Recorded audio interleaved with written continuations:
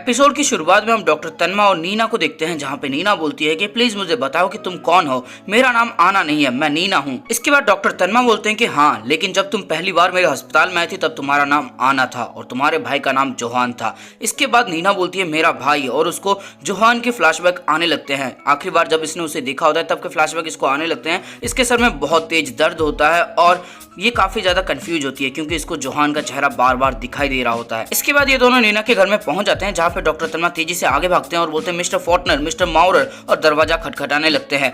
लेकिन दरवाजा कोई नहीं खोलता और आगे डॉक्टर तन्मा बोलते हैं कि मैं डॉक्टर तन्मा हूँ, मैंने नीना को बचा लिया है, दरवाजा खोलो। लेकिन तभी से याद आता है कि मिस्टर माउरर ने कहा होता है कि वो पुलिस को फोन करेंगे। इसके बाद ये चारों तरफ देखता है लेकिन कहीं पे भी पुलिस का अता पता नहीं होता और तन्मा सोचने लगता है कि नहीं, यहाँ पे पुलिस नहीं है, कहीं ऐसा तो नहीं। और इसके बाद ये दरवाजा खोल के अंदर जाता है। इसके बाद डॉक्टर तन्मा धीरे धीरे आगे बढ़ने लगते हैं और जैसे ही रूम के अंदर पहुंचते हैं वैसे ही ये हैरान हो जाते हैं। इनकी आंखें फटी की फटी रह जाती है क्योंकि पूरा घर बिखरा हुआ होता है और यहाँ पे 3 डेथ बॉडीज होती हैं, जिनमें से एक मिस्टर माउरर का होता है और 2 डेथ बॉडी होती है नीना की पेरेंट्स की। नीना और डॉक्टर तन्मा काफी ज्यादा हैरान हो जाते हैं। नीना एकदम शॉक खा के वहीं पे खड़ी रह जाती है, लेकिन डॉक्टर तन्मा जाके पहले नीना की मम्मी का हार्ट बीट चेक करते हैं, जहाँ पे उन्हें कुछ नहीं मिलता। इसके बाद ये नीना के पापा के आंखें चेक करते हैं लेकिन कुछ भी नहीं मिलता। इसके बाद ये माउथ टू माउथ CPR देते हैं, हार्ट को प्रेस करके CPR देते हैं, लेकिन रिजल्ट कुछ भी नहीं निकलता। डॉक्टर तन्मा रोने लगते हैं और बोलते हैं प्लीज मैं तुमसे भीख मांगता हूँ, गुजारिश करता हूँ, प्लीज जिंदा हो जाओ। इसके बाद डॉक्टर तन्मा मिस्टर माउरर के पास जाते हैं और बोलते हैं मिस्टर माउरर प्लीज उठ जाओ, मिस्टर माउरर मैं तुम्हें सिगरेट पीने से नहीं रोकूंगा, प्लीज उठ जाओ। और इसको भी CPR देने लगते हैं। डॉक्टर तन्मा के आंखों से काफी ज्यादा आंसू निकल रहे होते हैं लेकिन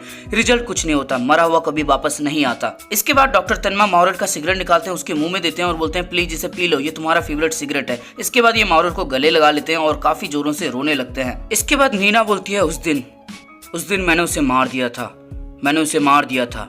और इसके बाद डॉक्टर तन्मा को याद आता है कि पहली बार जब आना इसे मिली होती तब भी इसने यही कहा होता कि मैंने उसे मार दिया था। इसके बाद डॉक्टर तन्मा नीना के पास जाते हैं और नीना बोलती है कि मैंने उसे मार दिया था, मैंने उसे मार दिया था, उस दिन मैंने अपने भाई को मार दिया था। और इतना बोलने के बाद वो बेहोश होने वाली होती है, लेकिन डॉक्टर तन्मा उसे पकड़ लेते हैं और उसे संभालने की कोशिश करते हैं। इसके बाद डॉक्टर तन्मा सोचते हैं कि उस दिन मैंने उसे बचाया था। इसके बाद ये टेलीफोन के पास जाके फोन करने की कोशिश करते हैं लेकिन फोन कनेक्ट नहीं होता क्योंकि लाइन कट चुकी होती है। आगे ये नीना को लेकर बाहर निकलने की कोशिश करते हैं क्योंकि उन्हें पता होता है कि ये जल्दी नहीं निकलेंगे तो फिर यहाँ पे जरूर मॉन्स्टर आ जाएगा। लेकिन जैसे ही डॉक्टर तन्मा दरवाजा खोलते हैं उनके सामने 2 बंदे होते हैं, जिनको देखने के बाद डॉक्टर तन्मा दरवाजा बंद करने की कोशिश करते हैं लेकिन ये बंदे बोलते हैं कि सब कुछ ठीक है, हम पुलिस हैं, हमें एक कॉल आया था। इसके बाद ये बंदे बोलते हैं कि हम अंदर जाके देख सकते हैं और तन्मा धीरे से सरल रहता है। इसके बाद ये दोनों जाके अंदर देखते हैं और बोलते हैं ये तो बहुत भयंकर नजारा है, क्या तुम दोनों ठीक हो, कहीं तुम्हें चोट तो नहीं लगी। इसके बाद डॉक्टर तन्मा सरल के नहीं बोलते हैं और तभी ये ऑफिसर बोलता है कि चलो भगवान का शुक्रिया, तुम घबराओ मत, हम सब कुछ यहाँ से संभाल लेंगे, लेकिन तुम्हें हमारे साथ हेडक्वार्टर चलना होगा, हम तुमसे कुछ बातचीत करना चाहते हैं। और ये लड़की क्या ये उनकी बेटी है? और तन्मा सर हिला के हाँ बोलते हैं, जिसके बाद ऑफिसर बोलते हैं कि बहुत बुरा हुआ इनके साथ। इसके बाद ये दोनों गाड़ी में बैठ जाते हैं, जहाँ पे ऑफिसर सवाल करते हैं क्या तुमने किसी को देखा? और तन्मा नहीं बोलते हैं। आगे ऑफिसर बोलते हैं कि इतने शांत शहर में ऐसा कुछ होगा मैंने कभी सोचा ही नहीं था, वैसे तुम कहाँ से हो, क्या तुम चाइना से हो? और तन्मा बोलते हैं नहीं, मैं जापानीज हूँ और मेरा नाम तन्मा है। इसके बाद ऑफिसर बोलता है तुम जापानीज हो,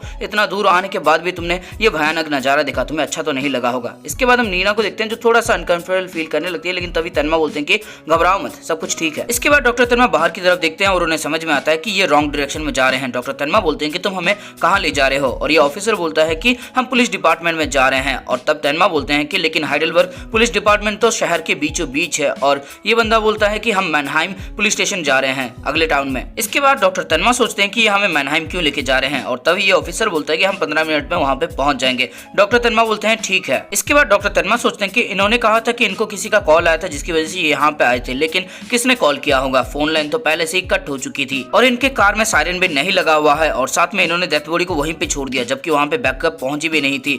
लेकिन इनके जो आईडी थे वो तो ऑथेंटिक लग रहे थे, वो तो सही लग रहे थे। लेकिन तभी डॉक्टर तन्मा की नजर पड़ती है ऑफिसर के पैंट के ऊपर जहाँ पे खून लगा हुआ था। उस खून को देखने के बाद डॉक्टर तन्मा काफी ज्यादा घबरा जाते हैं और सोचते हैं कि खून कहीं इन्होंने ही तो नहीं। डॉक्टर तन्मा सिचुएशन को समझने की कोशिश कर ही रहे होते हैं, लेकिन तभी इनके गाड़ी के सामने कुछ और पुलिस वाले आ जाते हैं और उन्हें रुकने के लिए बोलते हैं। और तभी डॉक्टर तन्मा सोचते हैं कि भगवान का लाख लाख शुक्रिया। इसके बाद वो पुलिस ऑफिसर इनके पास आता है और बोलता है कि हम हिट एंड रन के इसके ड्राइवर को ढूंढने की कोशिश कर रहे हैं, तुम हमारी मदद करोगे? इसके बाद ये दोनों बातचीत करते हैं, जहाँ से हमें पता लगता है कि इन दोनों का नाम डिटेक्टिव मैसनर और डिटेक्टिव मुलर है और ये इनको जानते हैं, यानी कि ये शायद रियल पुलिस वाले हैं। डॉक्टर तन्मा यहाँ पे कुछ समझ नहीं पाते और सोचते हैं कि ये सब क्या हो रहा है। इसके बाद डॉक्टर तन्मा बोलते हैं मुझे माफ करना, लेकिन इस लड़की को यहाँ पे ठीक नहीं लग रहा, क्या मैं इसको ताजी हवा के लिए बाहर लेके जा सकता हूँ? और और ये ऑफिसर ना चाहते हुए भी हाँ बोलता है। इसके बाद दूसरा पुलिस वाला बोलता है क्या इन दोनों ने कुछ किया है, और डिटेक्टिव बोलते हैं नहीं ऐसा कुछ खास नहीं। इसके बाद डॉक्टर तन्मा को हम देखते हैं जो सोचते हैं कि ये डिटेक्टिव अगर रियल है तो फिर इनके शर्ट पे खून कैसे लगा है, इनको किसने फोन किया था और इन्होंने अपना सायरन क्यों बंद कर रखा है, अब हमें क्या करना चाहिए। इतना सोचते ही ये ब्रिज के किनारे आ जाते हैं। तभी डिटेक्टिव बोलते हैं डॉक्टर तन्मा क्या तुम ठीक हो। इसके बाद तन्मा बोलते हैं कैसे, तुमने कैसे पता लगाया, तुम्हें कैसे पता चला, मैंने सिर्फ अपना नाम बताया था, मैंने कभी नहीं बताया कि मैं एक डॉक्टर हूँ। इसके बाद ये दोनों डिटेक्टिव हैरान हो जाते हैं और तेजी से तन्मा की तरफ भागने लगते हैं और तभी तन्मा छलांग लगा देते हैं नदी के अंदर। दोनों डिटेक्टिव सिर्फ देखते रहते हैं। इसके बाद हम सुबह का सीन देखते हैं जहाँ पे हम नीना को देखते हैं जिसने एक शॉल ओढ़ रखा होता है क्योंकि उसे सर्दी लग रही होती है। इसके बाद हम डॉक्टर तन्मा को देखते हैं जो उसके करीब आते हैं और उनके हाथों में काफी सामान होता है। इन्होंने कुछ खाने के पीने का सामान और साथ में नीना के लिए कपड़े भी लाए होते हैं। इसके बाद तन्मा नीना को कॉफी देते हैं और बोलते हैं तुम्हें खाने का मन नहीं होगा लेकिन खाना तो पड़ेगा। इसके बाद नीना थोड़ा सा ही कॉफी पी रही होती है तभी उसको काफी खांसी आने लगती है और तन्मा उसको संभालने की कोशिश करते हैं। इसके बाद तन्मा बोलते हैं ये कपड़े लो और बदल लो वरना तुम्हें सर्दी लग जाएगी, और नीना कपड़े बदलने के लिए जाती है। ठर क्यों, तुम्हें यहाँ पे कुछ भी देखने को नहीं मिलेगा, लाल टपकाना बंद कर दो। इसके बाद नीना बोलती है बहुत सारे लोग मर गए थे, मैं और मेरा भाई उनके बीच से चल के आए थे, ऐसा लग रहा था कि जैसे सारी दुनिया में सिर्फ हम दो ही जिंदा हैं। इसके बाद तन्मा बोलते हैं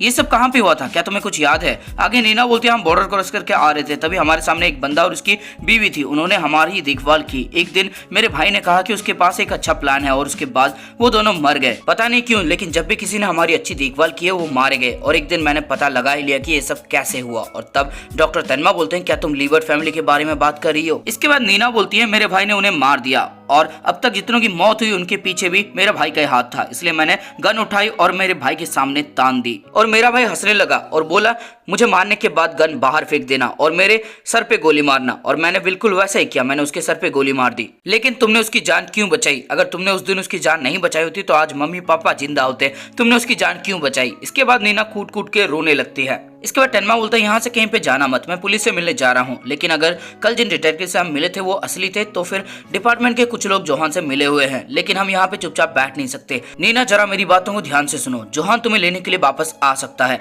इसलिए अगर यहाँ पे कोई आसपास आए तो फिर मैं चाहता हूँ कि तुम छुप जाओ, खाना खाओ, कॉफी पियो और कुछ देर के लिए सो जाओ। लोग ऐसे ही जिंदगी बिताते हैं, तुम जिंदा हो और तुम्हें अपने फ्यूचर के बारे में सोचना चाहिए। इसके बाद हम हाइडेलबर्ग पुलिस डिपार्टमेंट को देखते हैं जहाँ पे बहुत सारी मीडिया पहुंच चुकी होती है और वो सवाल कर रही होती है कि जो सीरियल किलिंग हो रही है क्या इसका उससे कोई लिंक है। और यहाँ का जो हेड होता है वो बोलता है कि अभी हम इसके ऊपर इन्वेस्टिगेशन कर रहे हैं, फिलहाल के लिए कुछ ज्यादा नहीं पता है। लेकिन मीडिया वाले एक के बाद एक सवाल करने लगते हैं। वो बोलते हैं कि मिस्टर फोर्टनर की एक बेटी थी उसका क्या हुआ, एक जापानीज बंदा वहाँ पे था उसका क्या हुआ, और न्यूज रिपोर्टर माउरर वहाँ पे क्या कर रहा था। लेकिन इनके जो हेड होते हैं वो बोलते हैं कि अभी हम इन्वेस्टिगेशन कर रहे हैं। तभी कुछ लोग बातें करते हैं कि शायद ये उस जापानीज का काम होगा, और यहाँ पे डॉक्टर तन्मा पहुंच चुके होते हैं। इसके बाद एक रिपोर्टर बोलता है कि हाइडेलबर्ग कैसल के अंदर जो मर्डर हुआ और जो फोर्टनर फैमिली का मर्डर हुआ क्या इनके बीच कोई लिंक है। तभी डॉक्टर तन्मा को हाइडेलबर्ग कैसल के अंदर का वो बंदा याद आता है जिसने प्लायर लेके मारने की कोशिश की होती है, और ये समझ आता है कि वो बंदा अब नहीं रहा। इसके बाद डॉक्टर तन्मा लोगों को हटने के लिए बोलते हैं और आगे बढ़ने लगते हैं ताकि ये कुछ बातचीत कर सके। लेकिन तभी डॉक्टर तन्मा देखते हैं कि डिटेक्टिव मैसनर और डिटेक्टिव माउनर यहाँ पे होते हैं जो इनके हेड की मदद करने के लिए आए होते हैं। यानी कि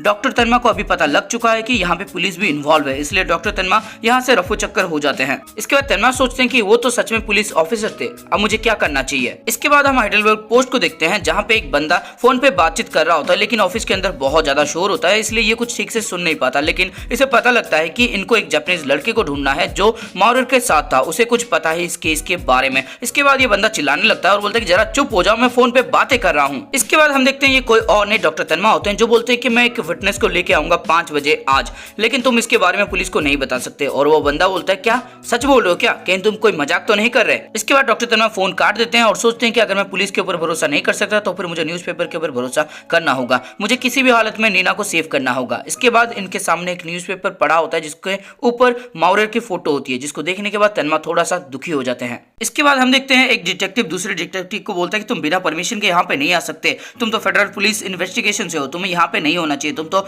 मिडिल एज कपल के बारे में पता लगा रहे थे और यहाँ पे तो हाइडेलबर्ग कैसल की केस के बारे में तुम देख रहे हो। इंस्पेक्टर लुंगे मैं तुमसे बात कर रहा हूँ। इसके बाद इंस्पेक्टर लुंगे बोलते हैं मुझे माफ करना तुम्हें परेशान करने के लिए। दूसरे डिटेक्टिव डिटेक्टिव बोलता है कि जो मिडिल एज कपल का मौत हुआ और इस बंदे का मौत हुआ वो एक ही टाइम पे हुआ, यानी कि एक किलर ये काम नहीं कर सकता। इसके बाद इंस्पेक्टर लुंगे बोलते हैं इसके हाथों को बांधा गया था, क्या पास में तुम्हें कोई रस्सी मिली? और ये डिटेक्टिव बोलता है नहीं, जब हमें ये मिला तब इसके हाथ खुले हुए थे। इसके बाद इंस्पेक्टर लुंगे बोलते हैं ठीक है, और ये सीधा हाइड्रोबल कैसर की तरफ बढ़ने लगते हैं। इसके बाद इंस्पेक्टर लुंगे सोचते हैं कि यहाँ से निकलने के 4 तरीके हैं, पता नहीं वो कहाँ पे छुपा हुआ होगा, मर्डर के टाइम पे यहाँ पे कितने लोग थे और लाइट्स कहाँ कहाँ लगी हुई है। इसके बाद इंस्पेक्टर लुंगे अपने ग्लव्स पहनते हैं और कुछ छानबीन करने लगते हैं, और थोड़ा सा छानबीन करने के बाद इनको कुछ मिलता है और ये बोलते हैं कि मुझे मिल गया। और हम देखते हैं कि इनके हाथों में टाई होता है, और ये डॉक्टर तन्मा का टाई है जिसको बांधने के लिए यूज किया था डॉक्टर तन्मा ने उस प्लायर वाले बंदे को। इसके बाद हम डॉक्टर तन्मा को देखते हैं जो नीना के पास आते हैं और बोलते हैं नीना मैं डॉक्टर तन्मा हूँ, तुम्हें छुपने की जरूरत नहीं। लेकिन जैसे ये रूम के अंदर आते हैं तब देखते हैं कि वहाँ पे नीना नहीं होती। इसके बाद डॉक्टर तन्मा सोचते हैं कहीं ऐसा तो नहीं हुआ, और इसके बाद ये नीना का नाम जोर से पुकारने लगते हैं और बोलते हैं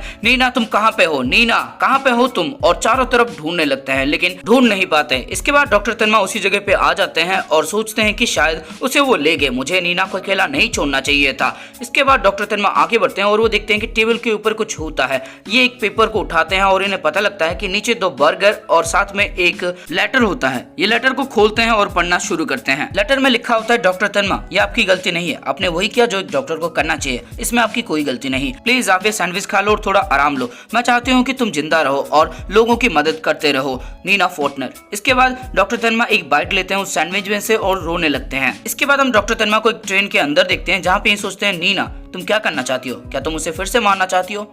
उस मॉन्स्टर को मैंने जिंदा किया उस मॉन्स्टर को। और दोस्तों इसी के साथ ये वाला एपिसोड हो जाता है खत्म। तो दोस्तों इस एपिसोड के अंदर आपको कुछ भी अच्छा लगा फिर मजा आया तो इस वीडियो को लाइक कर देना, और दोस्तों कमेंट सेक्शन में बताओ कि जोहान को जिंदा करके डॉक्टर तन्मा ने क्या कोई गलत काम किया है। और दोस्तों अगर इस वीडियो में 300 लाइक्स आते हैं तो मैं मॉन्स्टर के रेगुलर एपिसोड लाता रहूंगा। दोस्तों अगर मेरी तरह आपको भी लगता है कि डॉक्टर तन्मा एक डॉक्टर के हिसाब से बिल्कुल सही काम कर रहे थे तो फिर इस वीडियो को अपने दोस्तों के साथ शेयर कर दो या फिर किसी एनिमे लवर के साथ शेयर कर दो। और अगर चैनल पे नए हो तो फिर चैनल को सब्सक्राइब करके बेल का आइकन ऑल पे सेट कर देना, क्योंकि सबकी घंटी बज रही है अपनी भी बच जानी चाहिए। तो घंटी को एकदम जोरों से दबाओ तो एकदम टन करके आवाज आ जानी चाहिए।